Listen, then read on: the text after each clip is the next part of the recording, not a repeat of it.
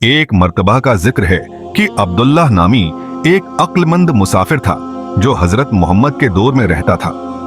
अब्दुल्लाह अपने ईमान और अकीदत के लिए मशहूर था, मगर दुनिया की चमक दमक से बचना इतना आसान नहीं था। बाजारों की रौनक, माल और दौलत का लालच और एक पर आसाइश जिंदगी का ख्वाब, वो अपनी मेहनत से अपने खानदान की कफालत करता था, मगर उसके दिल में एक अजीब बेचैनी थी, जैसे कुछ कमी सी हो। एक दिन अब्दुल्ला मदीना की गलियों से गुजर रहा था कि उसने देखा कि हजरत मोहम्मद अपने सहाबा के साथ बैठे हैं। अब्दुल्ला को उनके पास बैठने की बेहद ख्वाहिश हुई, क्योंकि वो उनकी बातों से बहुत हिकमत हासिल करता था। जब वो करीब पहुंचा तो नबी ने मुस्कुराते हुए उसे अपनी महफिल में शामिल होने की दावत दी। कुछ लम्हे खामोशी के गुजरे, फिर नबी ने अब्दुल्ला की तरफ देखा, जैसे वो इसके दिल में छिपी हुई उलझनों को जानते हों। नबी ने फरमाया, आए अब्दुल्ला, इस दुनिया में ऐसे रहो जैसे तुम एक अजनबी हो या राह चलता मुसाफिर। अब्दुल्ला ये सुनकर हैरान हो गया। मुसाफिर? वो खुद से ये अल्फाज दोहराने लगा, समझ नहीं पा रहा था कि नबी का क्या मतलब है। उसने ऊपर देखा और वजाहत के इंतजार में नबी की तरफ मुतवज्जा हुआ।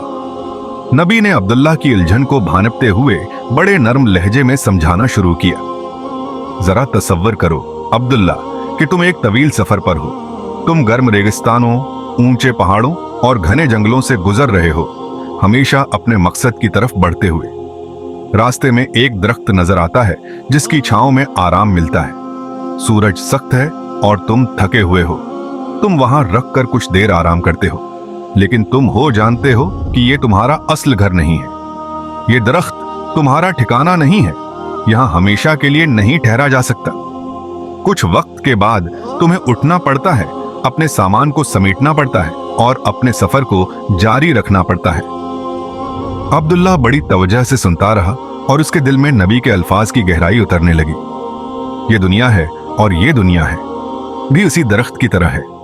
यहां तुम सिर्फ कुछ देर के लिए रख रहे हो, लेकिन ये ना भूलो कि तुम मुसाफिर हो। तुम्हारा असल घर, तुम्हारी आखिरी मंजिल उस दुनिया से परे आखिरत है, मैं है। अब्दुल्ला का दिल इस बात से गहरा असर ले रहा था। वो दौलत जिसके लिए वो इतनी मेहनत करता था, वो घर जो उसने बनाया था, वो आराम जिसकी वो तलाश में था, सब कुछ इस दरख्त की छांव की तरह आर्जी था। ये सब एक मुख्तसर कयाम था, इस अजीम मकसद के सामने जिसकी तरफ वो जा रहा था। नबी ने मुस्कुराते हुए देखा कि अब्दुल्ला की आंखों में तब्दीली आ चुकी है। आए अब्दुल्ला, दुनिया की चीजों से ज्यादा दिल न लगाओ, उनका इस्तेमाल करो, हाँ, लेकिन ये मत होने दो कि ये तुम्हें इस्तेमाल होंगे। करें अपने सफर के लिए जो जरूरत है वो इकट्ठी करो, लेकिन याद रखो कि तुम्हारी असल मंजिल अल्लाह के साथ है। जब अब्दुल्ला इस दिन घर लौट रहा था तो उसे दुनिया की रौनकें और बाजार पहले से छोटे दिखाई दे रहे थे, जैसे वो दरख्त की छांव हो। उसे एहसास हुआ कि हर कदम जो वो उठा रहा है उसकी आखिरत की तैयारी का हिस्सा है, और उसका दिल पहले जैसा बोझल नहीं रहा। इस दिन के बाद अब्दुल्ला ने एक मुसाफिर की तरह जिंदगी बसर करना शुरू कर दी। वो दुनिया की नामतों का शुक्रगुजार था, लेकिन उसका दिल उनसे जुड़ा हुआ नहीं था। वो मेहनत करता था, लेकिन दुनिया की चीजों की मोहब्बत उसके दिल में नहीं थी।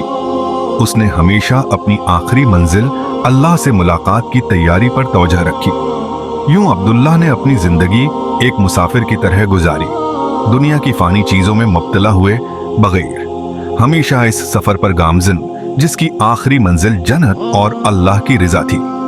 ये हिकमत की बातें नबी की तरफ से उसके दिल में ऐसी जगह बना चुकी थीं कि वो दुनिया की आर्जी हकीकत को समझ गया और उसकी तमाम जिंदगी एक अजीम मकसद के लिए वक्फ हो गई, यानी आखिरत की कामयाबी।